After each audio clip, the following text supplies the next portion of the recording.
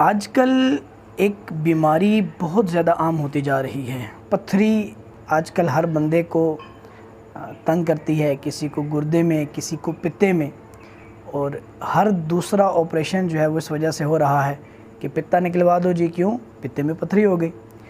تو آئیے ایک روحانی علاج میں عرض کرتا ہوں کہ جس کے سبب انشاءاللہ آپ بغیر آپریشن کے اپنی پتھری کا علاج کر پائیں گے۔ جس کو بھی پتے میں پتھری ہو جائے وہ کیا کرے؟ وہ یہ کرے کہ 46 مرتبہ، کتنی دفعہ؟ 46۔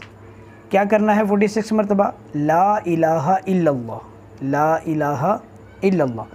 اس کو کسی بھی سادہ پیپر پر لکھیے اور لکھیں ایسی روشنائی سے جو پانی میں حل ہو جائے۔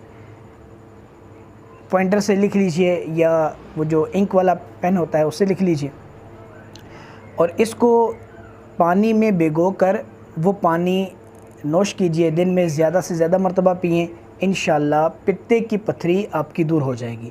اور جس کو گردے میں پتھری ہو جائے وہ کیا کرے؟ وہ یہ کرے کہ سورہ الم نشرح، یہ سورۃ مبارکہ 7 دفعہ پڑھنی ہے، اول آخر ایک مرتبہ درود پاک پڑھیے، اور یہ سورت پڑھ کر آپ جو ہے وہ جو مریض ہے اس کو پلائیے، اس کے گردے پر ہاتھ رکھ کر۔ مریض خود بھی پڑھ سکتا ہے اور کوئی دوسرا بھی، صحیح تلفظ کے ساتھ پڑھنا یہ شرط ہے۔